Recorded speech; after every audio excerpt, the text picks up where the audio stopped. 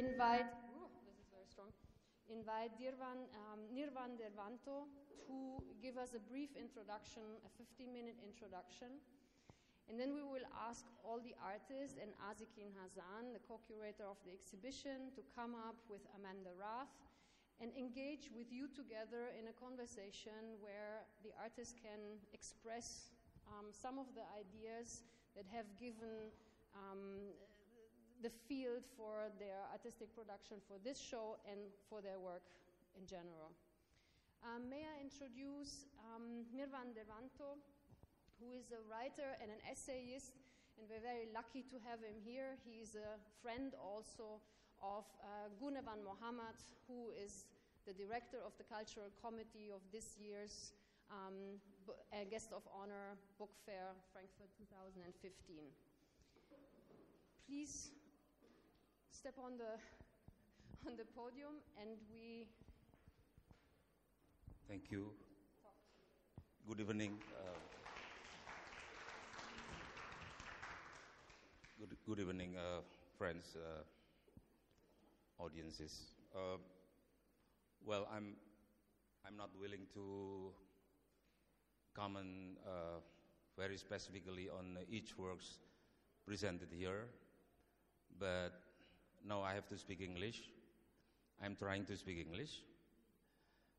Then I wrote some notes, part of which I would like to read out, not all the parts of my essays, and I hope this small writing would enlighten some points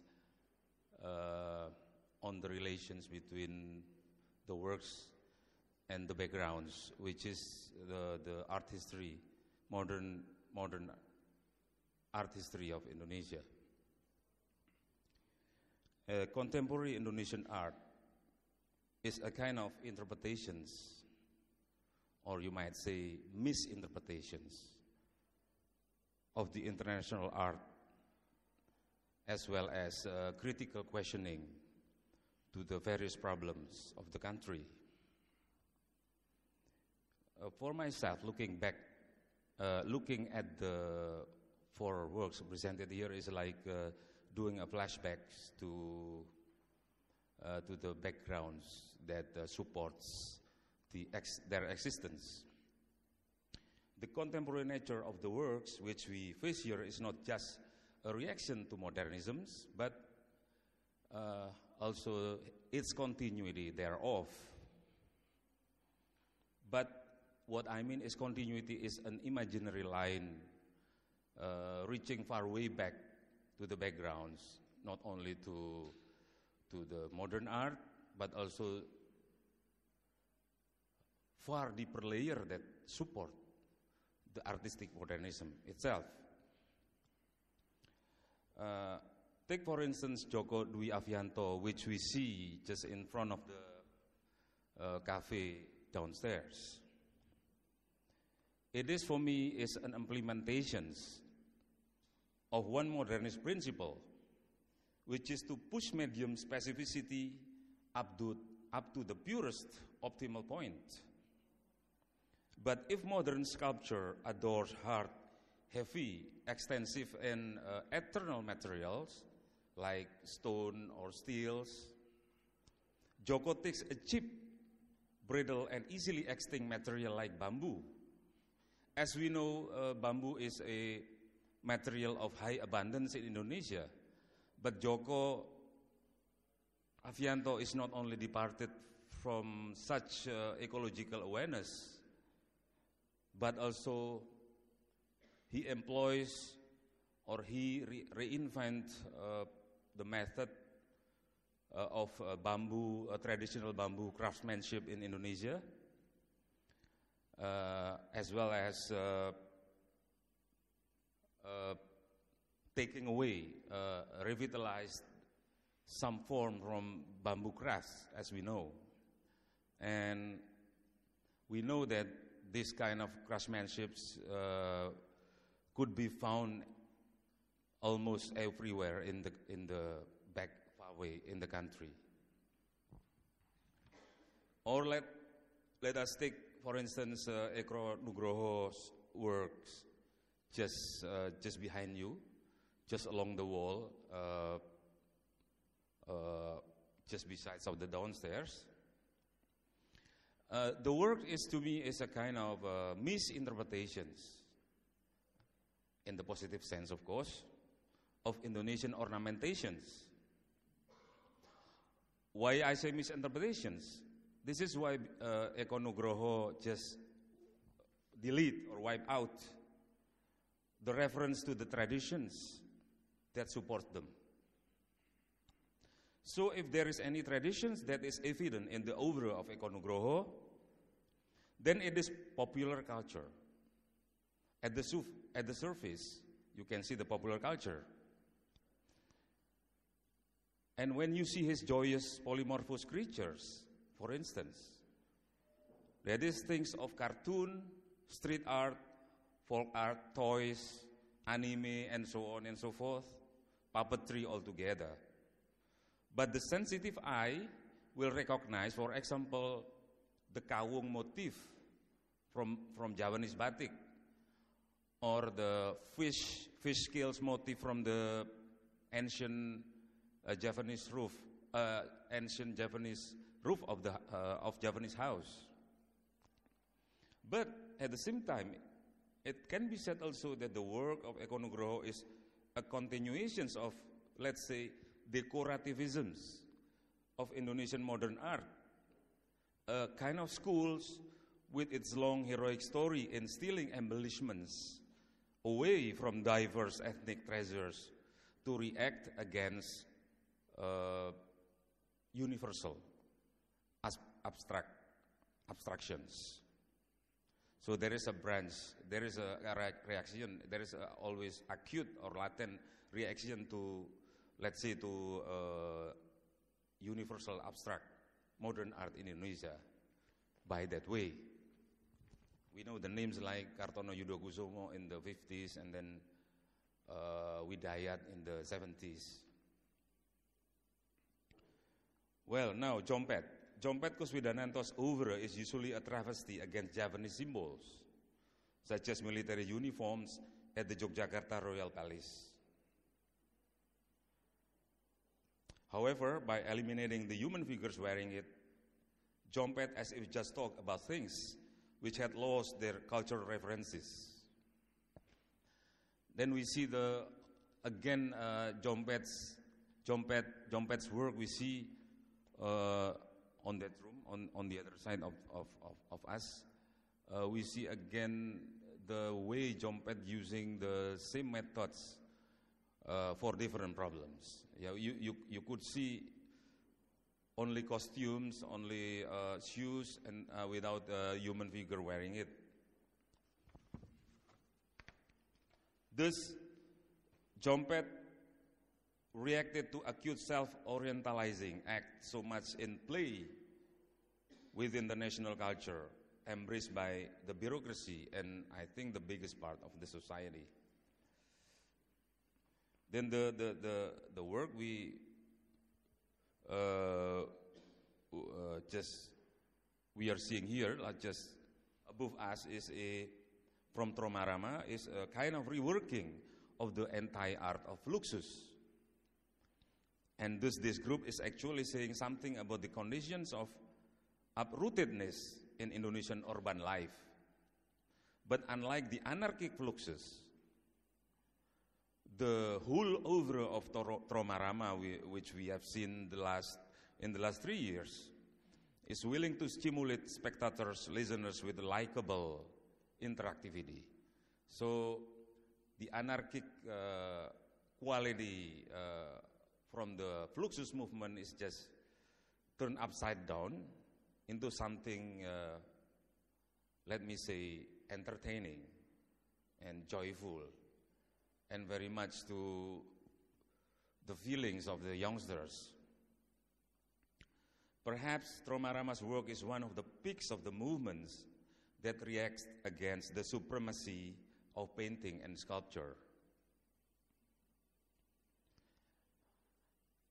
against the ideology of art as personal expressions. And we know in Indonesia that reactions against the high art has begun in the mid-70s with the new art movement, or in our language they like to call themselves like gerakan seni rupa baru. All those gerakan seni rupa baru is like an arcing principle for any movements just right after that up to this day.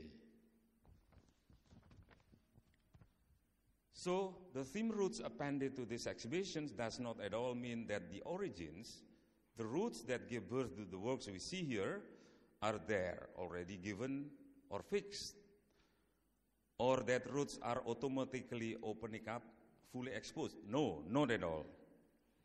Indonesia has many roots, infinite in number. We call them like imaginary roots or imagined roots. But the artists have to invent instead to find the roots.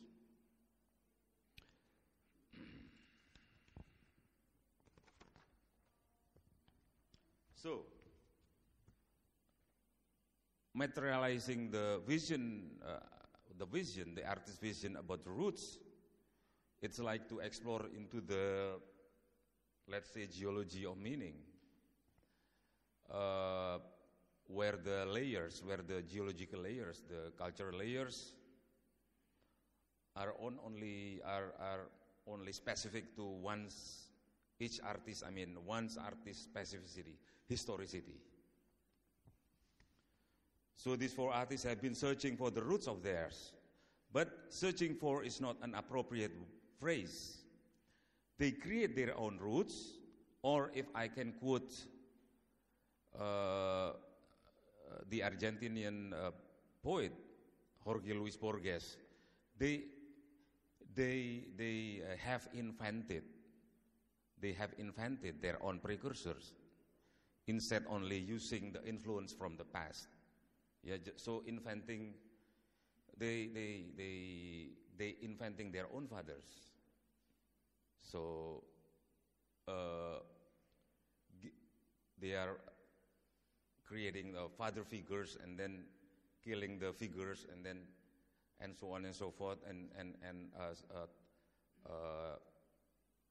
making something from the shadow of the father, but turn into something else. When their works are called contemporary, it is clear that they explore the treasure of Indonesian modern art itself and of global modernisms, but simultaneously they pose criticism to it, to distort it, to problematize its role as critical, subconscious twin of modernizations we are caring for. The contemporary nature of the works you confront here is, of course, so much in step with the current internationalism prevailing on the globe. We know all these characteristics of the prevailing internationalisms, like the blurring of the boundaries between high art and low art, the destructions of hierarchy between the center and the periphery, and then the shifting of meaningfulness from the creator to the audience. And I do believe that you too will feel the similar mood in various international exhibitions that are considered important, like, let's say, like Documenta in Kassel here in Germany, or in Gwangju Biennale in South Korea. The same mood, you just feel the mood, you just experience the same mood, the similar mood of the works presented here with the Biennales, the Documenta. And as I know that Indonesian contemporary art is just very joyfully involving itself in the tidal wave of such internationalisms. However, such contemporary nature is also an answer to the problem of failed institutionalizations of modernist culture in our country.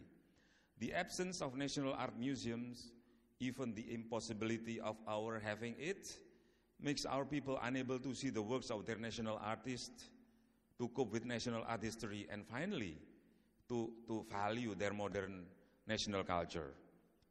Thus, being contemporary is also means a shortcut to means the audience without the mediations of the museum, the history of art, or the standard of what art is.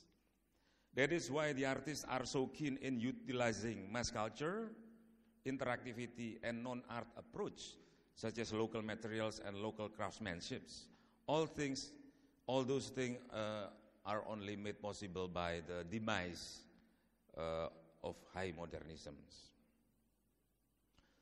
So, in a post-colonial state where the secularization is a half-aborted project, and where the state politics is often only a blanket for various old forces, the true public space does not exist. In various ways, the works of our contemporary art seeks to expand the public space, even merely only the idea of public space, not real public space. That is still very false, narrow, and fragile. And to define the idea of public space from the pressure or from the repressions given by essentialist pressure, if not fundamentalist, from religions, from ethnicity, from regionalisms or kedaerahan in bahasa Indonesia, in our language, and nationalisms. So this, the contemporary of these four artists also means the loss of Eastern exotic charm that too long preserved by Orientalisms.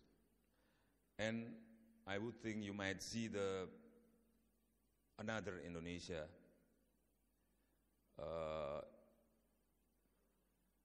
Indonesia which you never dream of, whose roots, I would say, whose roots just protruding to the future, inside, moving backward to the past, to the backgrounds that supports them.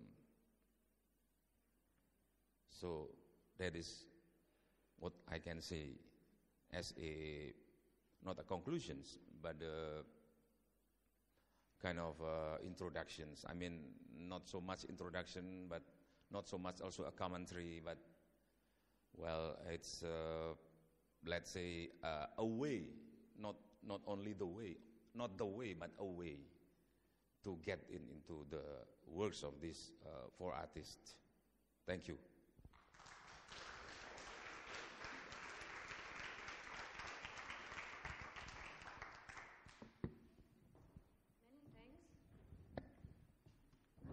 Many thanks, and I would like to stay with us on the podium, please. I would like to welcome Azikin Hasan, Phoebe Herbert from the Tromarama, Jompet, and Amanda Rath on the podium. And we would like to engage in a conversation that has so many points of entry after the inspiring, after the inspiring introduction of Dervan. Actually, I think your conclusion, Dervan, has many points of entry from actually the considerations that we had throughout the process of creating this whole exhibition, where with Azikin Hasan we have discussed the title, a possible title for this exhibition. And today, in fact, with Phoebe, we were commenting the same notion of roots. Why roots as a possible title for an exhibition which claims not to be exotic, not to be addressing the national aspect of the artists invited here, but which wants to be closely relating your artistic practice to the practice of artists nowadays working all over, let's say, an international art scene. So, Azikin, would you like to comment on the idea that we discussed throughout the months and how it came to the title of Roots?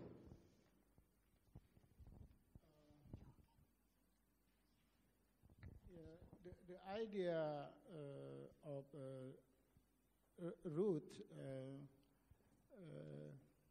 I say about that Indonesian contemporary art based on many layers from Dutch colonial, from Raden Saleh era, early 19th. Raden Saleh influenced by European art, like Romanticism. And secondly, Persagi. Persagi is Indonesian Persatuan Ahli Gambar Indonesia, and group of painters in Indonesia. They talk about different discourse from Moy India. Moy India was the Dutch colonial approach. And then 1975, Indonesian art movement or Gerakan Seni Rupa Baru in Indonesia was born 1975. Gerakan Seni Rupa Baru was reacted from many problems, social, politic, and artistic approach to. Gerakan Seni Rupa Baru criticize to modernism.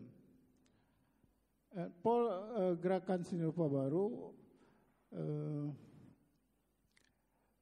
the art in Indonesia makes many approach, yeah? And when Gerakan Seni Rupa Baru was born, the Suharto regime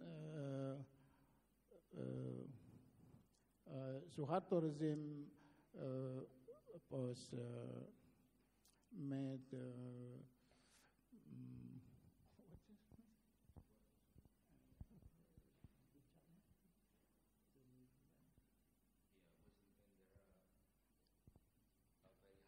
yes, with very high power.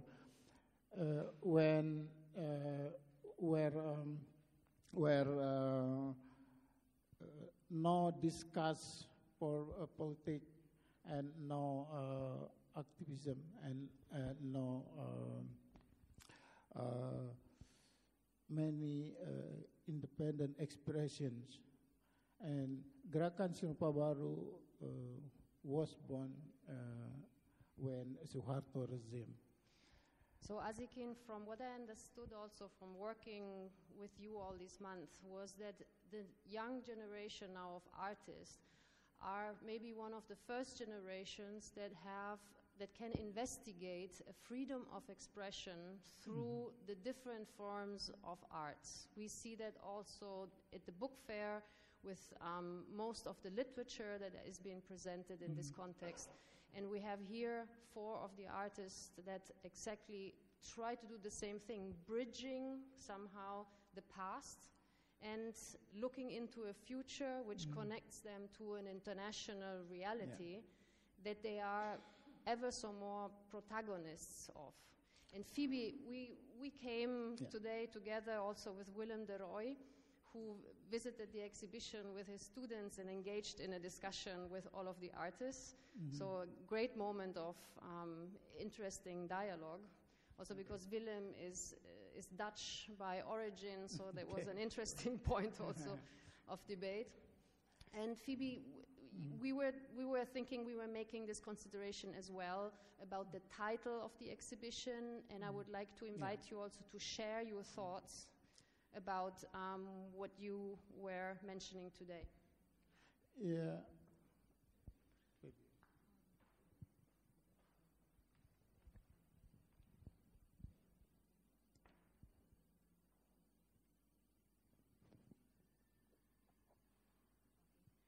I think in April, I think Asikin and their teams approach us, and then that's the first time they bring the curatorial with the one keyword, roots.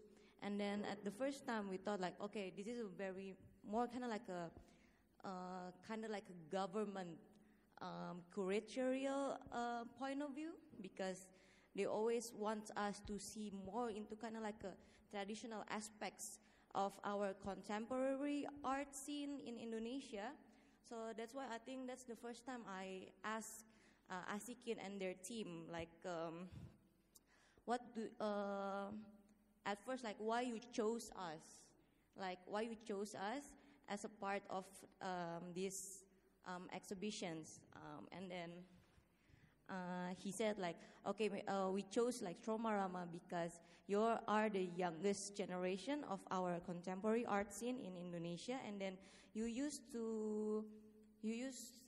close enough to more kind of like a urban structure life in Indonesia.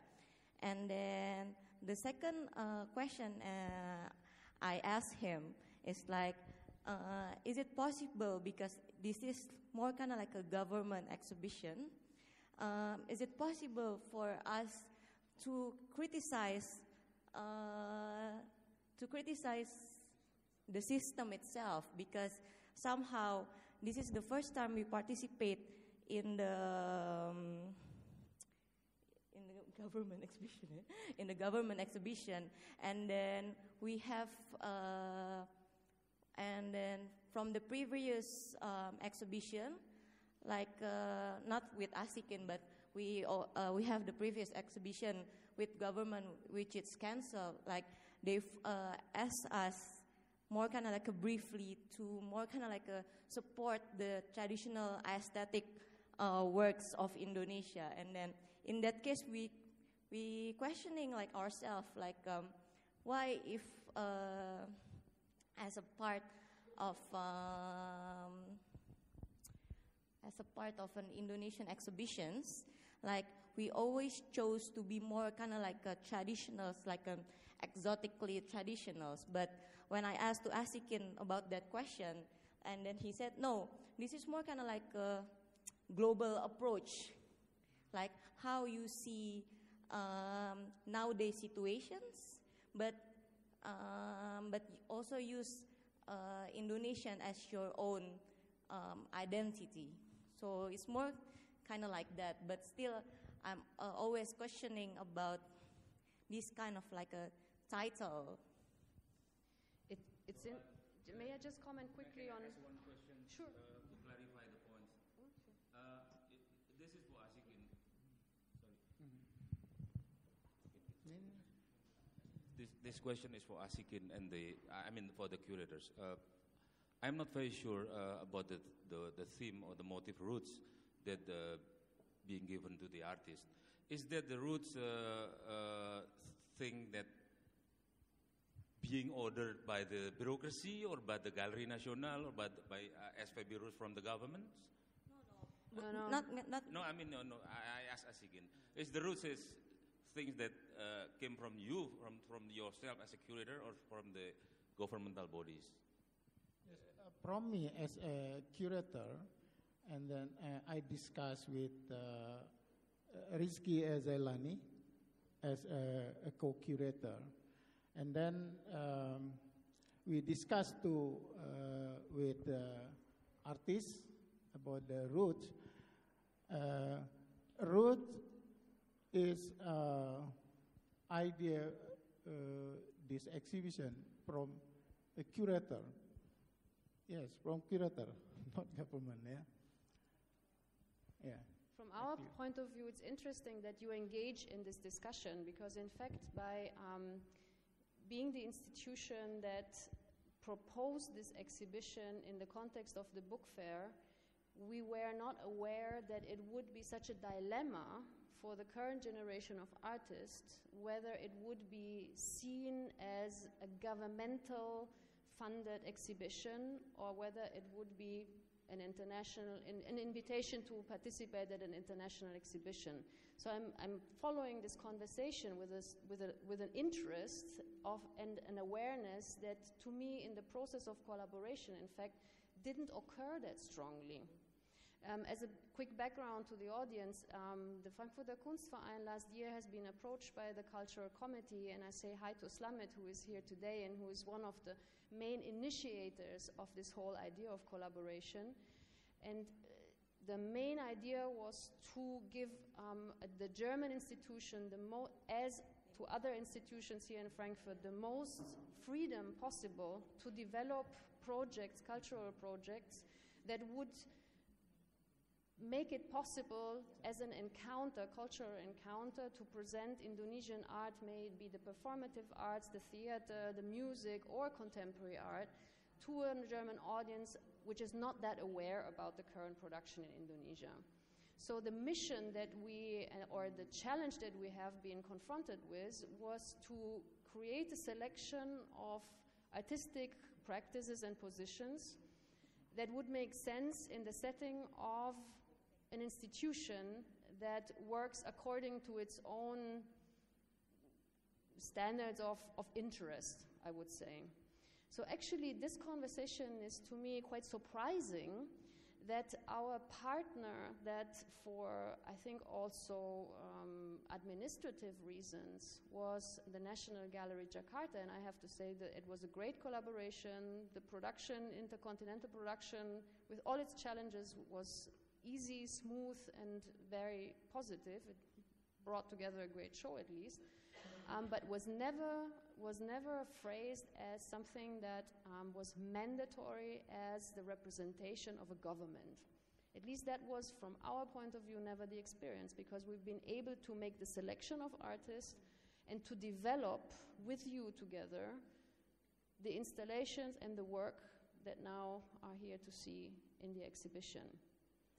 And basically my takeaway from a curatorial point of view here in Germany was, in fact, that this young generation of artists was freer to debate critically the current situation within their social and political reality.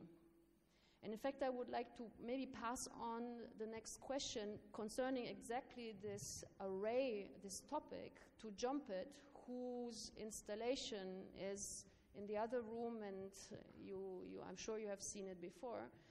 And Jompet's work is presenting a so-called power unit.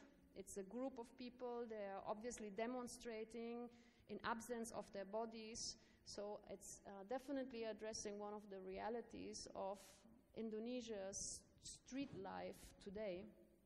And I would like to invite you to actually elaborate a bit on this. What is the question? Sorry. No, it's not a question. I would like you to share with us some of the thoughts of the making of your installation, maybe, at this point.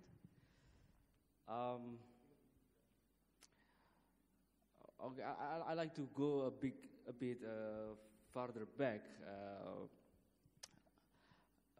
Well, 1998 is very important for me personally. Because at the time I was a student, and then I was in this kind of age where when I getting mature, and yeah, after the fall of the regime, there is a motivation, there is a need to re-navigate myself, to read what was not allowed to read before, to even to contribute our reading to any kind of thing, because there were so many limitations beforehand. And yeah, I didn't study art. I just found myself using art as a way to find myself. I mean, to rediscover myself in this kind of situation. Well, I'm happy to meet Roti, who was my mentor 15 years ago when I was a piece of shit. Maybe. Really, I was nothing. I was not able to behave as an artist. Yeah, but this kind of background is become my motivation making art, and this particular works is my way to understand Indonesia after 1998, and I found that in a short way that Indonesia, after 15 years, at the very first stage of democracy, Indonesia provides stages for voices, and every Indonesian motivated to speak, to express, and then to speak louder and louder, to express more and more performative, more amplified, and then I think it is a new way of making relationship. So performativity is very important.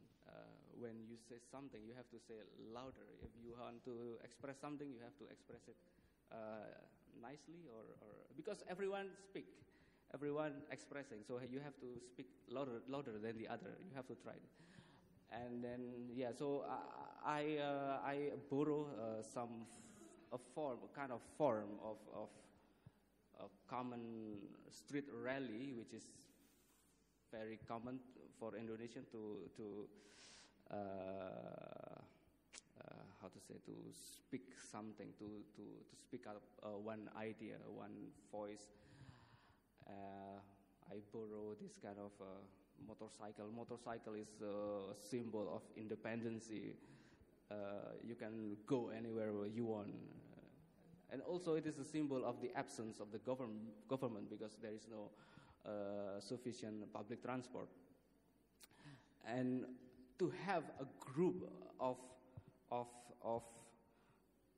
motorcycle riders with the headlights on, with the mufflers off, it is very powerful in performance. In a performance, it speaks louder than the other. It will give you a headline in the next newspaper. And then I like to share this kind of feeling, being in this kind of how to say, noisy democracy. You have what else I can say about this? There is one other points in my work is that I use this kind of sound arrangement where I place these anthems of many different civic organizations, and also sounds of insects, of crickets or something. It just give me a picture. I mean, a feeling that in the noisy democracy, where when you try to speak louder and louder, and finally you can only hear your own voice, and it is like in the silence you can only hear your own voice. And anyway, nobody listen anyway. So.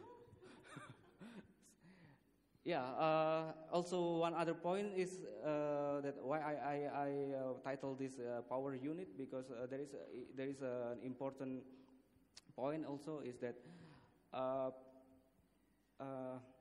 during the regime,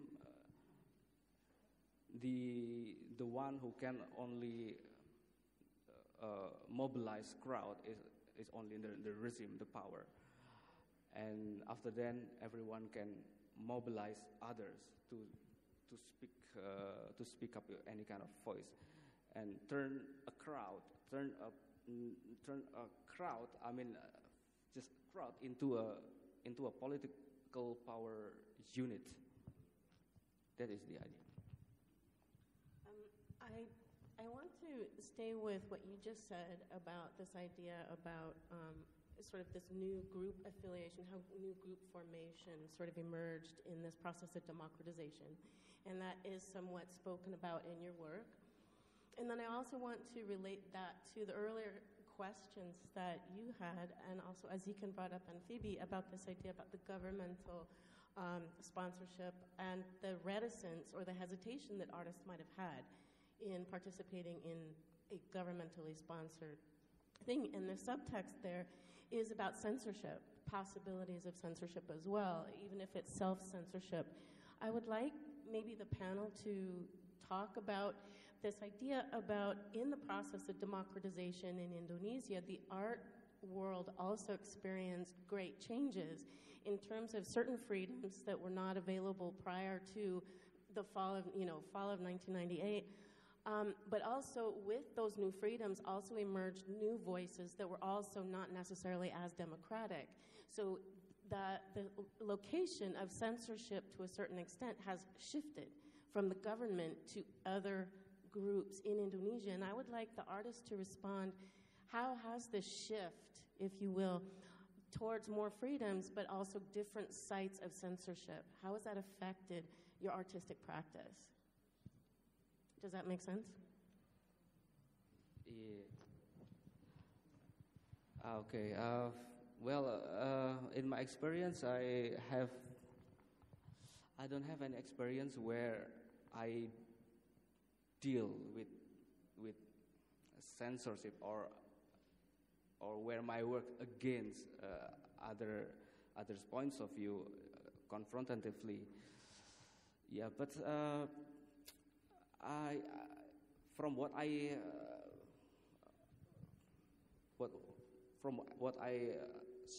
see, I mean, in the environments, I mean, yes, it is. There is I think the government is no longer forbid us to.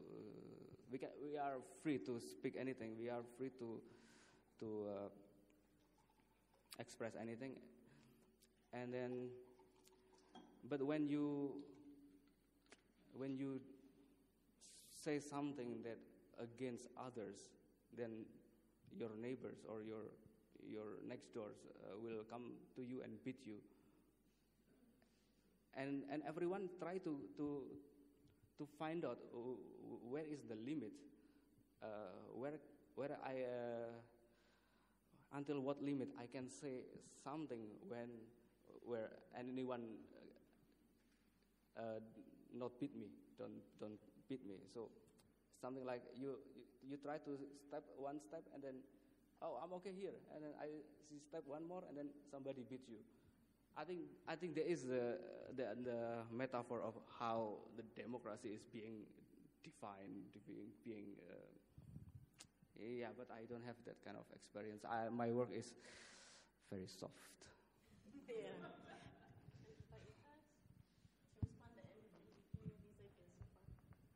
I think because our group we work collaboratively start in 2006, and at that time, since 1998 is already 8 years, so we don't have any experience with censorship from the government, for example. So nowadays in Indonesia, artists is like Jompet say, they have a free artistic approach. They're free to say what the voice through their artwork, as long as the artwork can trigger a discussion between in the public. Yep. Well, I'm not talking about necessarily the government censorship, because that was very clear in 1998. I mean, prior to that was very clear, the boundary.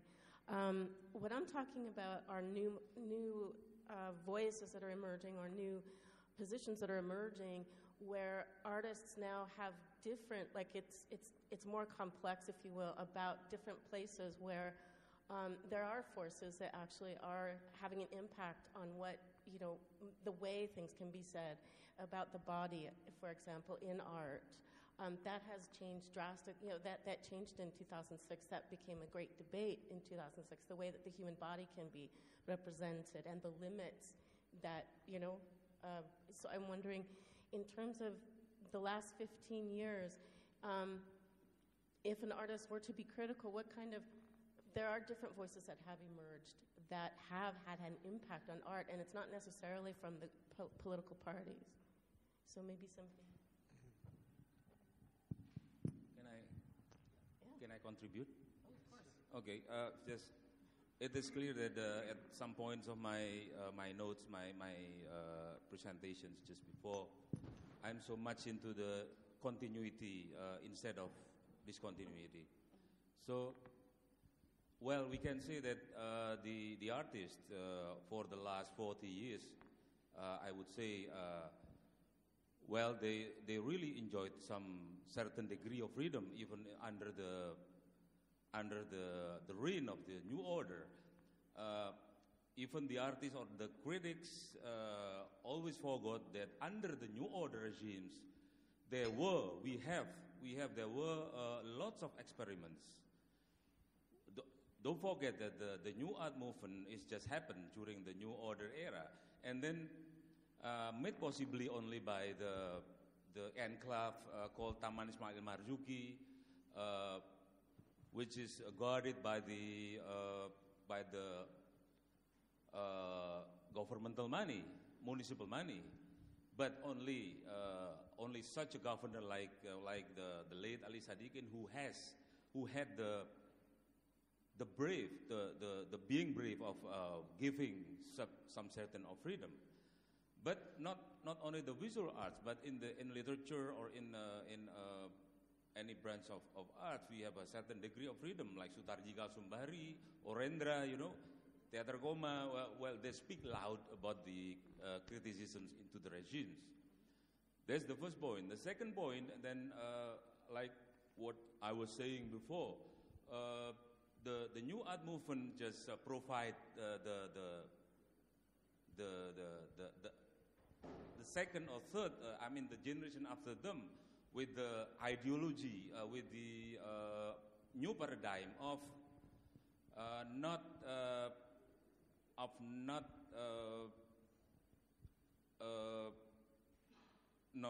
so much into the principle of modernisms.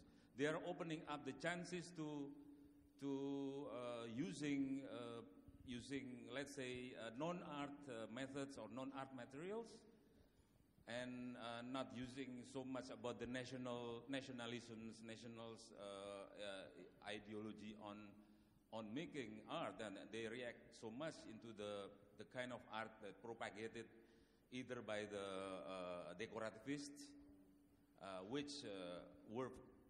who were very fond of utilizing the ethnic motifs, and on the other side, they were against the universal modernist principles. Then there's continuity. Like if we are saying something about the influence of gerakan seni rupa baru, then the second factor is that was opening up during after the demise of the Orde Baru regime is the internationalisms. The international factors just give the Indonesian artists to be more transnational, in the sense that unlike the former generations, they don't like to be confined, imprisoned within the national criteria of what art is. So we see the booming of Biennale just everywhere: Istanbul, Gwangju, Havana, and now Sharjah. Now they are opening up. They have their own networking internationally, without the influence of the old bodies of art councils in Jakarta, of old bodies of the national critics working for newspapers and so on and so forth. So the key factors in new freedom is international, more than political freedom given. No, political freedom was never given by the states. Now the problem is that along with the continuity of the creations itself, that the first day problem now is the censorship from the society. That's what I was trying to suggest. There was an exhibition by Dadang Kristanto in 2000, for instance, 2000, if I'm not mistaken, 2002, when Dadang just installed naked bodies just in front of the exhibition space, and then the Muslims just around the exhibition places, they were angry and furious, and then they censor the works, and the committee did not show the work anymore, and we then remember the CP Biennale. What year is that? When the Front Pembela Islamic 2005 Islamic Front Defender Front is just very much against the work of Agus Wage and Davi Linggar, not because they were seeing the works, only because they read the works that depicted a parody to the story of Adam and Eve, and they said, "Oh, this is very much against Islam," because they were saying that Adam was a prophet why they were mocking Adam, and their objection just based on also that the naked figures are in fact very famous publicity persons. Why those people, those sinful people, taking role as Adam and Eve and so on and so forth? And I think that this generation is just facing the same problem. See, that's censorship from the society, right, from certain parts groups, of the society, not society at large, but definitively that's part of my point, was that there are certain voices that were subverted, if you will, prior to the Reformasi period. They were subverted, and so those voices now are being heard. They're coming to the surface, and this is, I get Rama a little bit, sort of discusses a little bit of this emergence of this newly complex society, but Jompet, I think, his work deals really well with these issues about the process of democratization and the emergence of new voices and the problems that a society faces in dealing and negotiating with itself, with all these new emerging voices. But the one thing, what it sounds like to me, and I think that Jompet has nicely underscored, is that there is a problem of separating representation from social act. That there's this problem of being able to cognitively separate representation from social act. And I think Jompet's work speaks very well in terms of these issues. But that's enough of my question. Yeah, well, Eko, if I may, because Eko is not here tonight, but I think his work also nicely tells about an aspect that you are addressing here, the fact of not being able to actively participate in a process of development of democratic outspeaking. He has a lot of these eyes looking, as he explained us in his iconographic deciphering of his murals. He has hands cut off as symbol of not being actively participating at the process within the society. So there's a lot of references in his words, I'm just like referring here, to have him enter virtually in absences the conversation, that are addressing this issue of a changing society, of voices that are heterogene and that are emerging within a choir that is still negotiating the terms of democracy today. And if I may bring back also the artist into this conversation, I think that what is common to all of them is the importance of implementing daily material, daily practices, like the murals of Eko, and this is why Joko Avianto's work for us was so crucial when developing the exhibition, because that was a work that we explicitly positioned in the urban context without the necessity of or the requirements of an institutional platform. And Joko was the perfect binding moment also because the material that he uses is so explicitly not high art. And I would like Joko to share with us what we have been discussing throughout the process of making and why also we think that this sculpture is so interesting in a dialogue of this German city within the inner city of Frankfurt. Okay, thank you. Well, yeah, I'm the guy who work outside there, I think,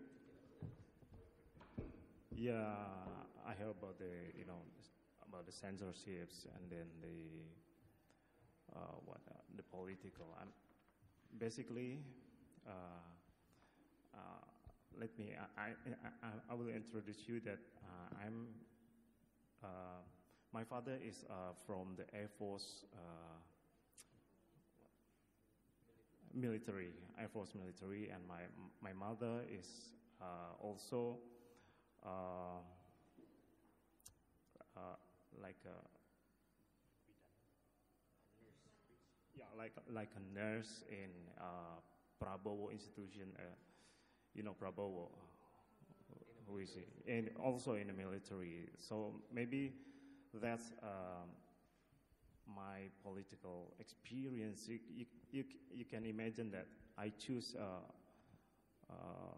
to the School of Art, become an artist, and it's a problem in the house, even in the house, and then. To the sadness of your parents.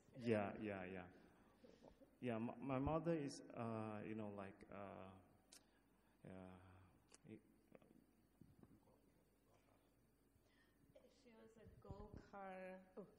a Golkar Dharma Wanita. What is that art?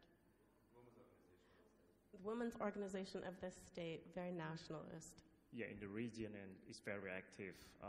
So I see the posters and the pamphlet ready in the house, and then also I have experience in 1998 when I when I second grade in sculpture studios. When I do a modeling session in class, outside there are riots. In Jalan Ganesha is a very, very important street in Dago in Bandung. Everything riots. So I still there. I still in the studio. I just finished my work, and then I look outside for a while, and then wow, it's very interesting, and then I join. That's the experience. I mean the problem is in outside. As you can see, my artwork since 2006, I build in outside. I'm interesting about the site-specific project, kind of that. I choose bamboo. It's because against the modernity. Against the in the school,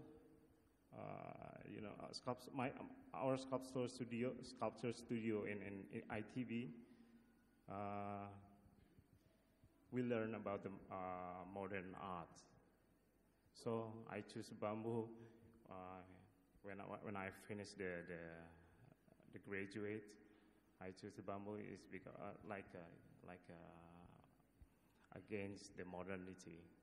So I know the tradition also there, the society, the bamboo society, traditional. It's fine. It's fine. Everything is fine. But I mean, for me, it's interesting when you place yourself in. I mean, because contemporary art is in Indonesia now is very complicated. Yeah, and booming everywhere. But the problem still outside. That's my point. Well, if we could go back to a little bit of your question to really underscore, at least maybe flesh out a little bit more of the question, can you talk to us first about the position or the place of bamboo in contemporary art? I mean, it was rare for sculptors to use bamboo in contemporary art.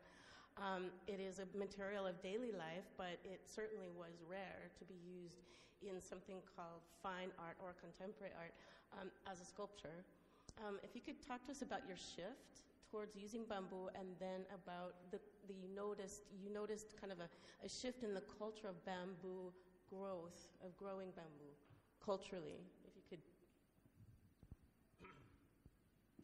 Yeah, on 2003, that's my first time I using the bamboo as a main material for my sculpture inside the gallery, still inside the gallery, and then from there I believe that the material can use as a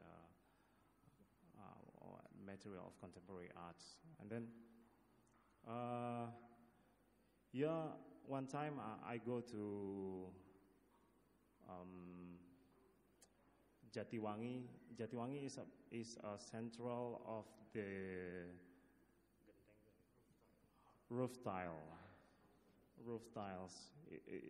The community, the people everybody making roof tiles everywhere, and then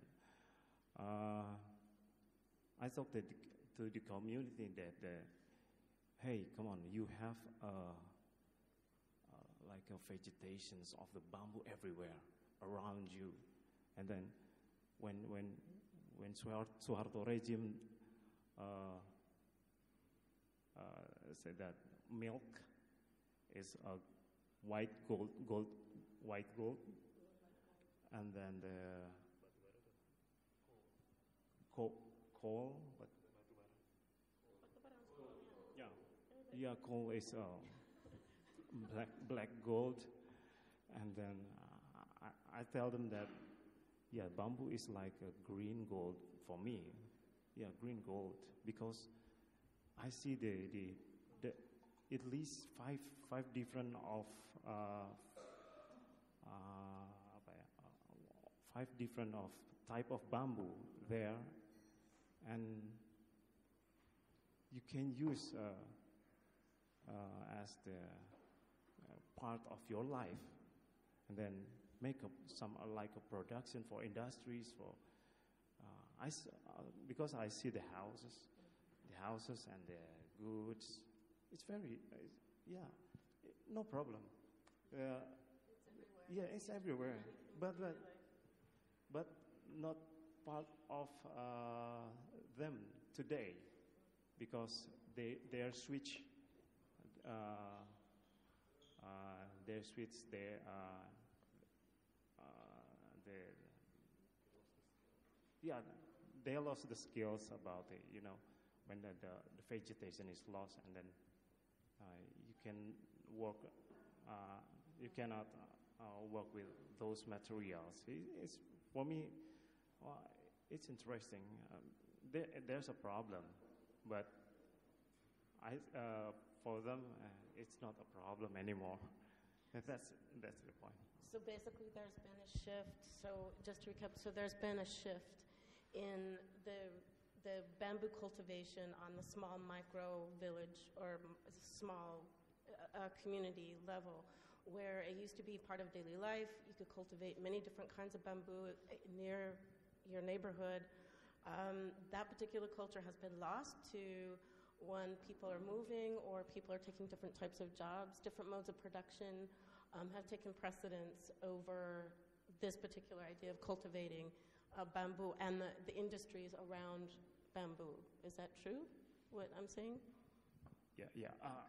I mean, the contemporary art industry also in Indonesia, like, I'm a little bit strange when I saw the gallery inside the mall, when there's a fair. I think it's very massive, very, very big, and also a little bit awkward when I joined the art stage Singapore at 2014, and also I'm outside, outside the room.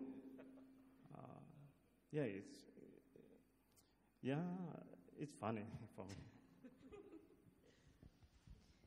So here again, the idea of the daily material of objects of daily use, which is in the work of Tromarama, and we're sitting in the midst of one of your installations, has the same importance of for the producing an artwork with daily objects. Maybe you can quickly run us through what we are sitting underneath here, and therefore build a bridge in between something that is similar to all of your approaches.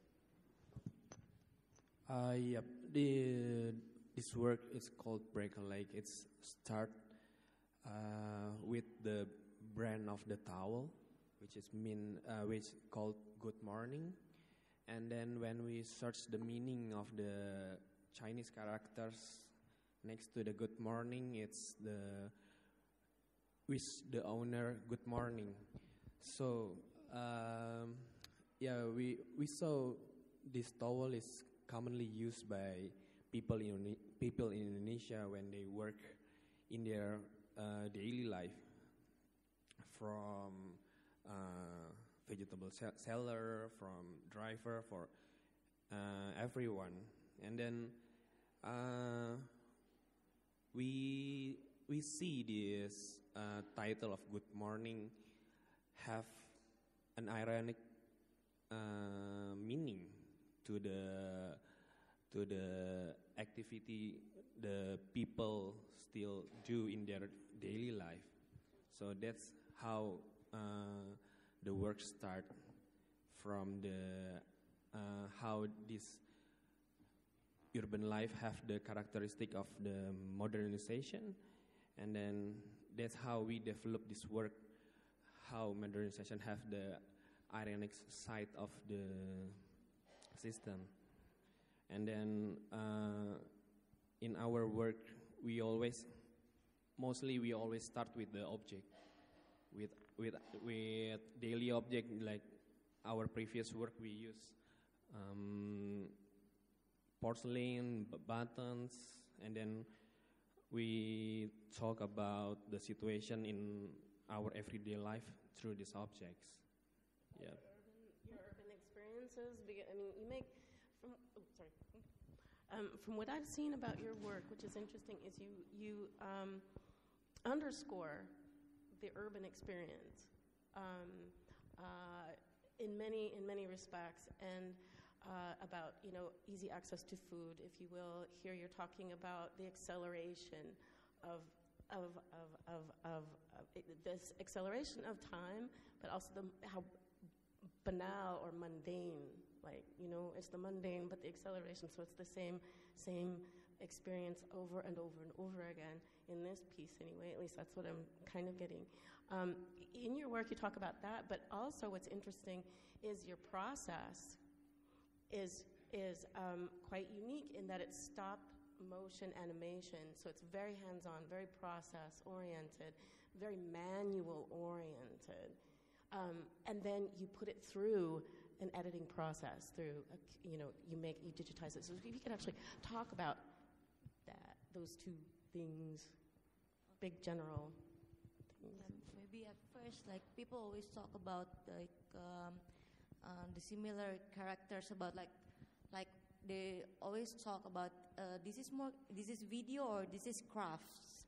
So that's the first questions, if they saw our works, because our works using like very meticulously methods, like sometimes it's using like more than 100 frames to reach the goals of the durations. And then yeah, maybe because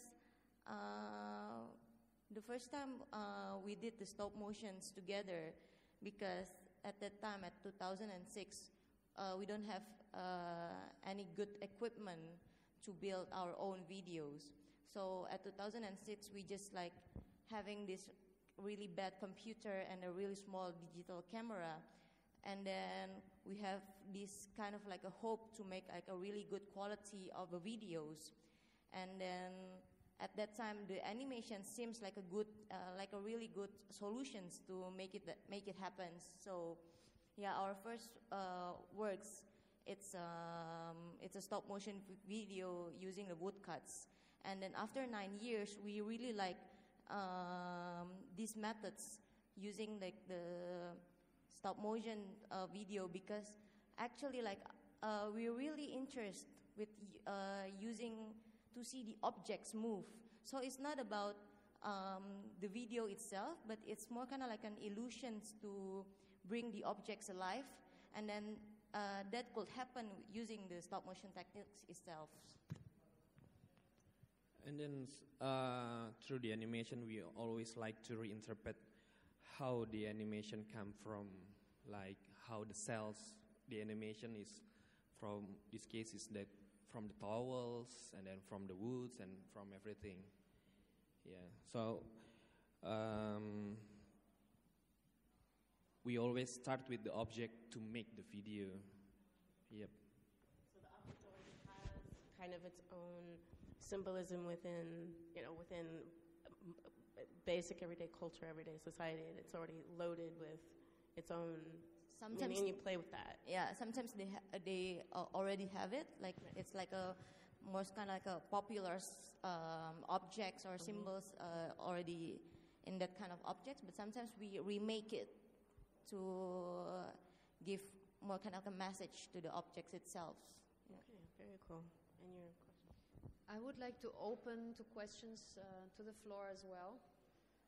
And in the meantime, maybe you are now looking for your questions. So therefore, I give you time to assemble yourself, and would like to pass on to all of you three, in absence also to Eko, my observation that a lot of your artistic practice has to do with collaboration with other people's skills. In this case, the embroidery, Eko as well is collaborating with people embroidering for him. You are also working with very skilled team that supports you in elaborating your urban sculptures. Jompet, you as well probably. So what is your relation to collaborating with people of different skills, bringing together something in an artistic work which then becomes something else, loses its authorship? Does it not? I mean, your thoughts would be interesting on this point.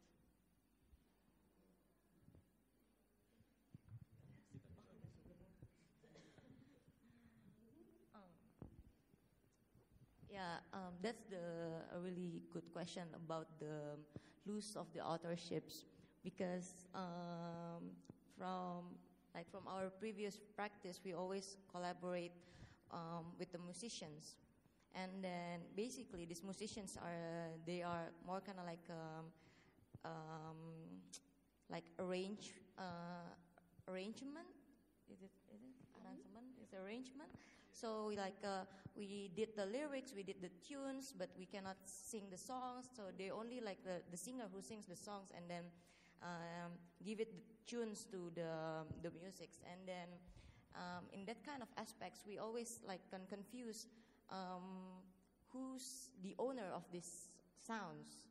Like we did mostly everything, and then the arranger is assemble everything, and then is it become his music or her music, or it's still us? So that's a really nice question, but until now I cannot answer that question if related to musicians, because we always like written them as a collaborator. But if you put like the aspects of the embroidery man who did this, like I would say it will lose the authorships of him in this artwork, because like we've been working with him for like 2 months. I explained everything to him, like this is an artwork, and then this is gonna be like a sequence of the animations, and then I draw this, and then you trace with the embroidery. But still, like he just working as an embroidery man. He didn't understand anything, even though you want to teach him, like this is a part of an animation cells. At the end of the day, when we show the video to him, he's still like, oh, okay, like my job is done, like give me my money, and then the relationship is just like break. So mostly in our projects, we collaborating with like an artisans, but not the artisan. I mean like the people who don't the craftsmanships who don't understand art at all. They just need to they just want to know that the job is done, and then they get paid. So they don't want to. Yeah, it's just like a different industries. But yeah, but I think for us, we really like to collaborate with our local craftsmanship, because it's more kind of like you build like a relationship with them. But somehow when the project is done, it's just like the relationships also is done also. I think working collaboratively for Indonesian, I think it is a given situation. It is a fate for any Indonesian, because we experience the lack of education system function, that we have to create, we have to build our own knowledge transfer, and the community networks works well on it. And then I also take advantage from it, that I learn to be an artist from these community networks. And yeah, I think it is a fate for me that I have to collaborate. It is sometimes I'm very difficult to just get away from my life, just get away from my work. I want to be alone. It's very difficult. Yeah, so for me it is a fate. So any questions from the audience? Please. Let me give you the microphone so you're part of the recording. Thank you. Hi, yeah, my name is Ellen. Hi. First of all, maybe I would like to thank you for giving us a thought-provoking work. I mean, as always, I've been following your work also for some time already. My question is going back to the emerging forces that Amanda was the emerging forces, what we called, actually those are the oppressed voices before, during the New Order era. How has, like sensitive issues, because we saw a lot of, actually more civil censorship than government censorship, civil as in civilians. How has this influenced you, consciously or unconsciously, in producing your work, in particularly when you want to talk about sensitive themes like either nudity, body, communism, ideology, religions, and whatnot? So that one, and for the curator and Mas Nirwan as a director of an art venue, like how has this also influenced your choices in curatorial work on the art shows that you show and produce? Because I mean, Salihara has also suffered, civil censorship and attack from certain groups. So that's my question. Thank you.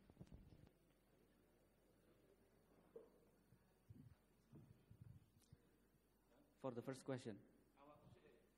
Yeah, for the first question, yeah. Well, I cannot say what is in my unconscious Yes. So, well, I think I'm from in my art practice. I'm quite some steps away from making decision. It is if this decision how to say sensitive or not. I think I have some steps away from that. First, maybe because I never think that my artwork is a how to say social movement. I'm not an activist. I mean, I'm not social activist. I'm always trying to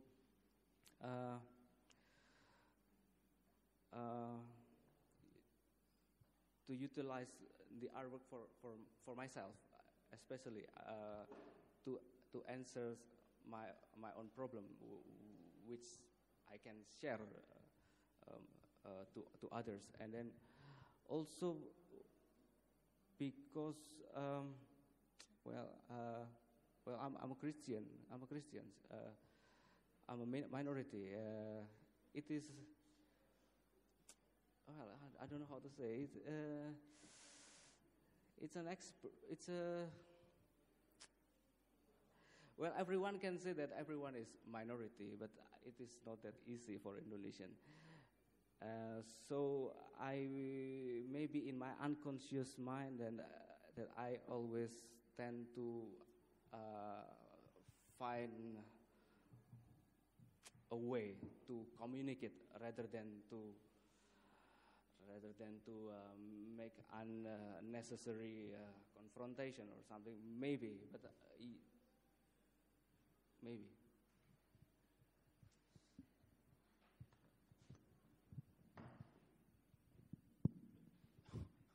Well, I would not answer the questions about my centers where I am, but I would like to highlight one point, or one issue that was posed by Jompet before. The issue is performativity, and when we see all these works presented here, it's just one main quality that are so visible is performativity, and that means that the last generations of Indonesian artists have put so much energy into what is called interactivity, and at this phase they want to step away. They want to step away from the older generations who are like to push themselves as a protagonist for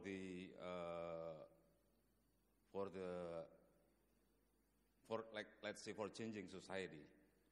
So I would say also that these artists, these four artists, as an example of the last generation,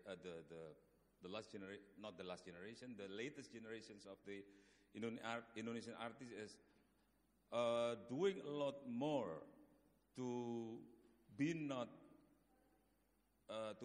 vis-a-vis with the violent forces. I think they were learning a lot from the case of Dadang Kristanto at the Bentara Budaya, or Agus Wage at the CP Biennale many years ago, of using materials, of using the issues that confronts the forces very directly. So they put the issues in a playful way, in let's say multi-interpretability, that you can enjoy the work while you can enjoy also how far the issue can address, let's say, social criticisms. So I think they have been far away. They have been they have been at some far point when compared to the earlier generations, using, let's say, socialist realisms or using social criticisms in not in a playful way, not in a multi-interpretable way. So that's why the being collaborative is one phase, one early phase to get into the interactivity. And then when they share the ideas with the craftsmen, when they share the ideas with the craftsmen and the work is done, when the job is done, and they have to go through the second phase, which is to be with the audience, who will give the many voices, many interpretations to the works, and even when they push criticism, let's say, to religious groups or to the religious establishments, the work itself would not challenging directly into the authority who has the final decisions to value the works. So as far as you do not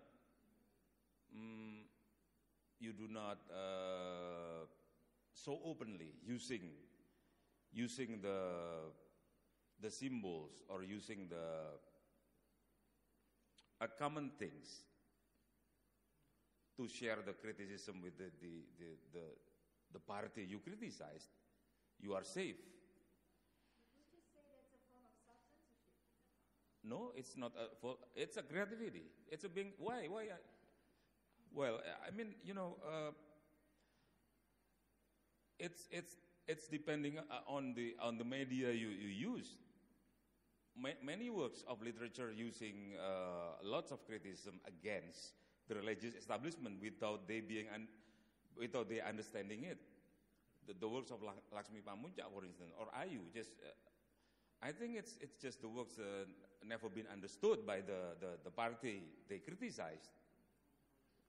So clear the criticisms, but they don't understand. They don't have the level to understand it. So even in the art world, in the visual art world, the same way just works. It works out.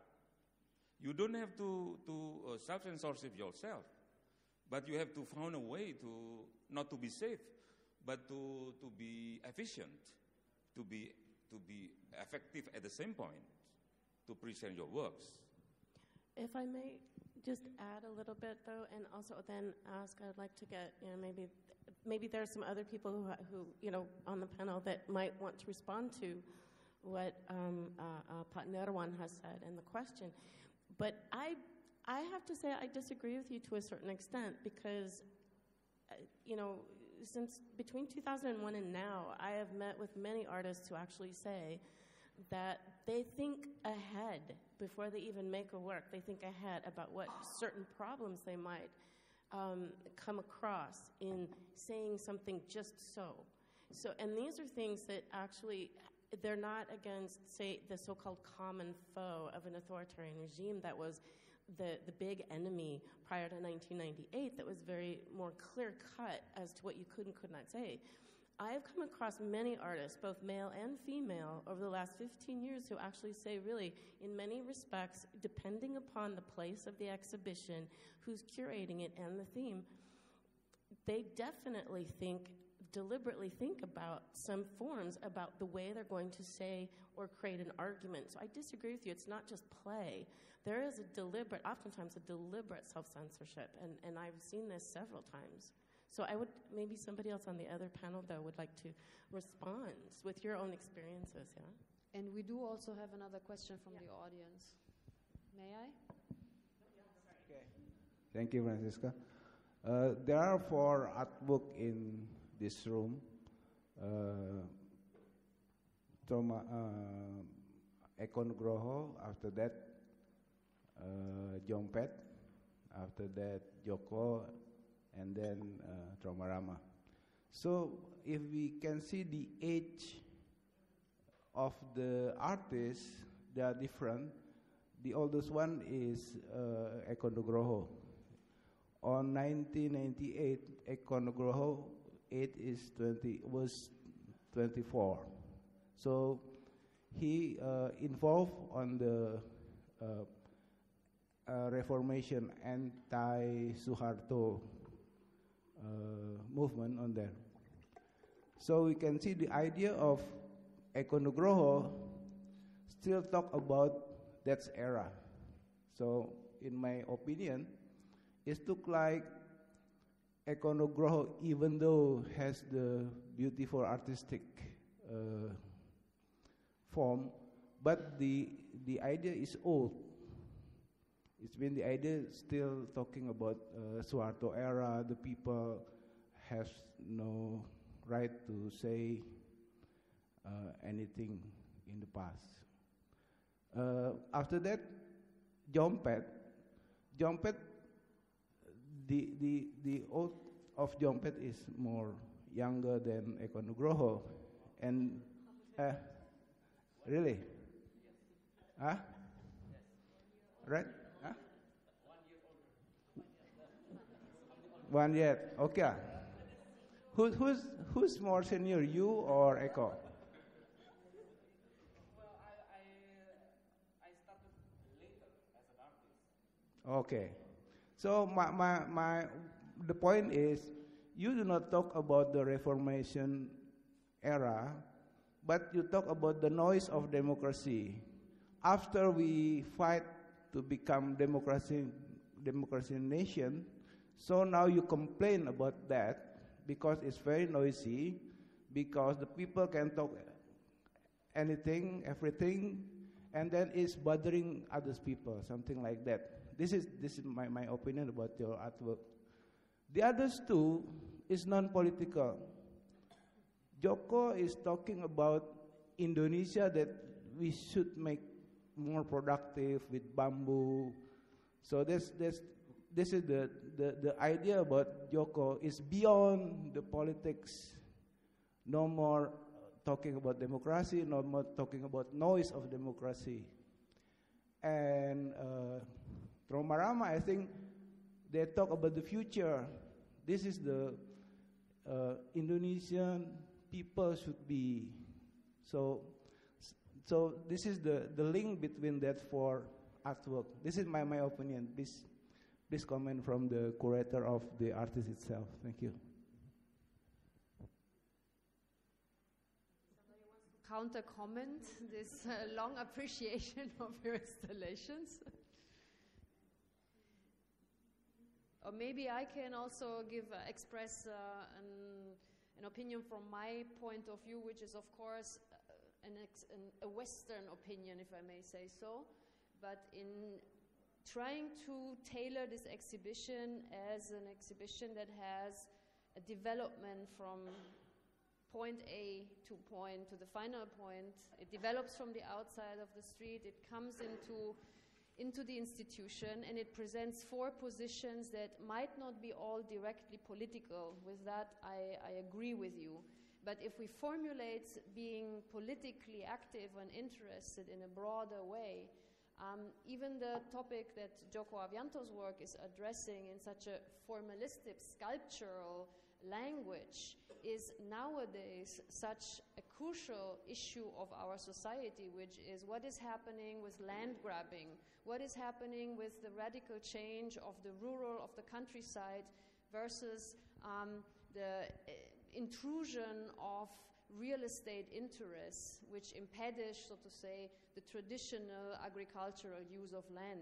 Or what is with the material that nowadays is achieving the state of a growing resource with a luxury connotation when used in architecture for an upper class, modern, postmodern architecture. So if we broaden a bit the idea of what is politically an outspoken artistic position, I think that all of the four deeply are involved in giving us a perspective on our today's society and giving us a different read on what is happening today, where we still lack the historical perspective on what is actually occurring.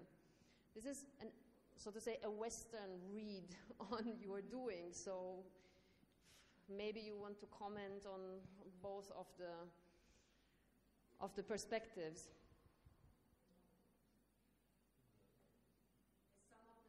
Comments, because I think it's 8:45, Yes. and maybe you're all dying of No, hunger. I mean, I add some, points. Art is not always so much about issues. Art is always about form. And form, or the searching for form itself, is the most basic principles of making art. Joko Avianto, for instance, let's say at the surface, he likes to play with form. He revitalized, let's say, a modernist principle of sculpture, which is to push forward the characteristic of the medium up to the purest, optimal points. That's the principle that we can find in any Joko's bamboo's works. In this, at this point, Joko is similar with his teacher Rita Widagdo, which employs the modernist principle. But what is make him so different with Rita Widagdo, that he posed some other different visions, so much different from the teacher. He finds the strength, the weakness of bamboo as a strength for sculpture. When I saw the first exhibition of Joko Avianto at the Selasar Sunairo Art Space, I was so surprised that this is our new sculpture. This is our new sculpture that something reminds me of the old modernist sculpture, but this is new way to put sculpture into the new lights. But then I'm so conscious that Joko is new only in one sense. Before him, we have Anusapati, who has used also cheap, fragile materials like Mindy woods, not thick wood, but Mindy woods, and he was Anusapati. I mean, he was using the leftover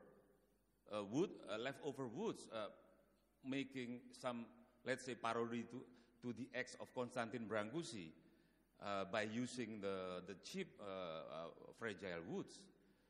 And after Anusapati, we have now Joko Avianto, who employs the bamboo realm. And in this case, Joko is not only using bamboos, but revitalized the old craftsmanship, transform it into the new one. And in the same way, he also,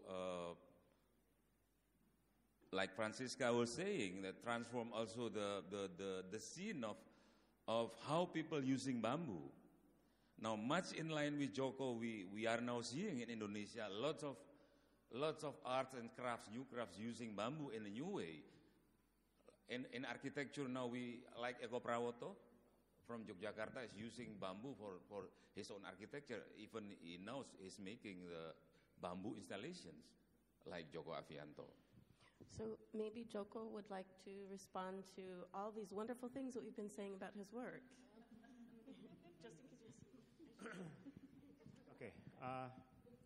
Before you see the sculpture outside, you must see the one by one piece of the module, because for me there are like a philosophy of material there. Bamboo is in the market, in everywhere. In Indonesia, supply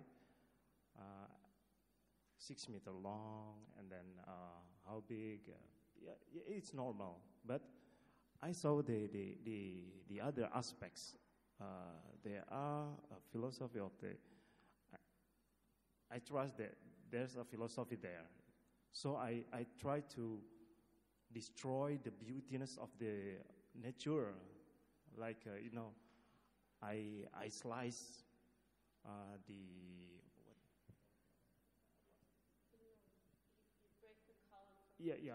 break the column note to note, but the note itself is like a structure.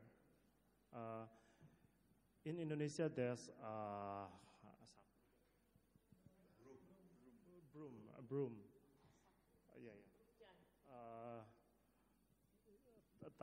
Tied by rubber.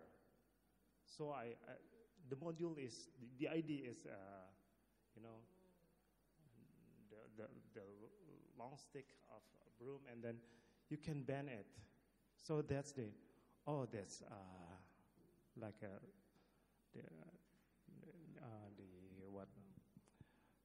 the aesthetic is there, and then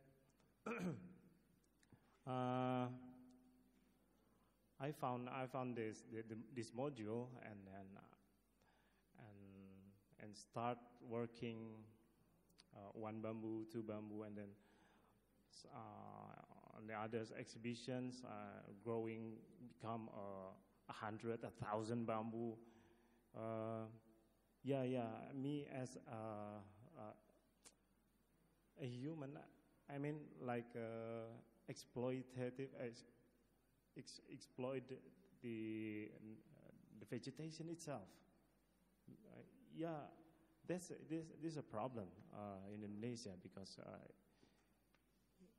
when the vegetation is lost, and then the people switch their job, and then also I choose my assistants one by one. I know his skills in bamboos. And one day I met him as like a courier by motorcycle, who called ojek in Indonesia. So I called back, come on, help me make a module of bamboo. And then I think that the work is not the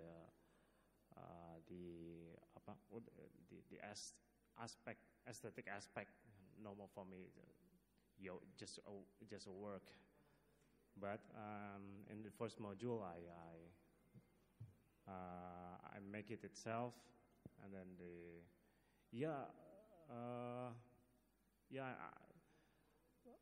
it's different between the artisans and the assistant for me, because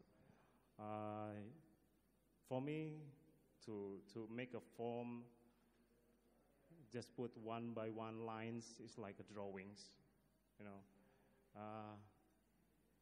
I need to make sure myself that not that way, like a drawing in the space. Basically, that's basically. Yes, back to my idea about roots. Yes. If we see artwork from the artist, we see how to influence by many others. Joko Avianto, for example, influenced by Rita Widagdo, and Jompet influenced by Yogyakarta style, like that. Sorry. I'm not in the class of Rita Widagdo, but I'm on her studio. Okay. It's different. Yeah. It's different. I'm not finished. There are two things. Firstly, deconstruction, and secondly, deformations. If we talk about Joko Avianto,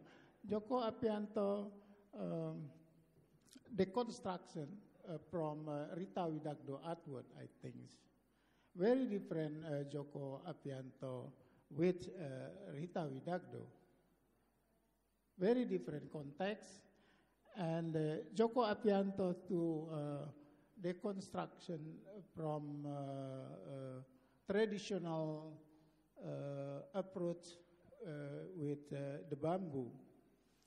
And about the deformation, if we see the artwork, the artist, the deformation about the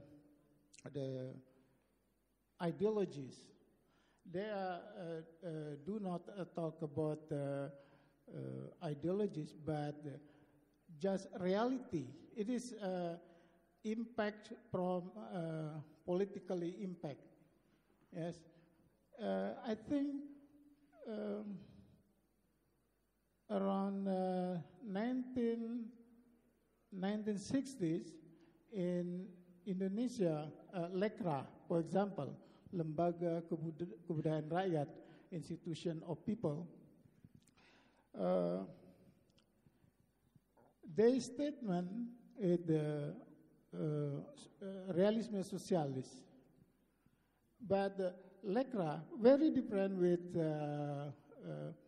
realisme socialis in Russia, for example. I think this is deformation about it, deformation about the realisme socialism. And nowadays, the artist artwork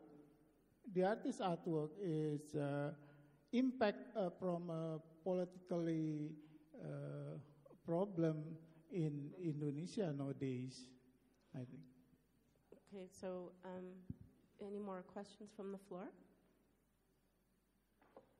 I would like to thank you all, Amanda and Joko and Jompet and Herbert and Fermi and Azikin and everyone. Thank you for having been here, not only tonight for the panel, but for having made this exhibition, this wonderful collaboration possible.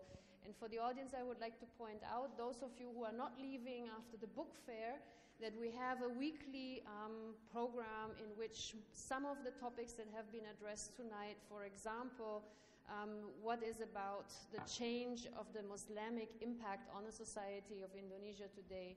What is it about the collaborative practices in artists' work today? Many of these aspects will be deepened furtherly by by speakers throughout the next weeks, and I invite you to collect the little flyer downstairs. Thank you for having been with us tonight. Thank you to the panel. Until next.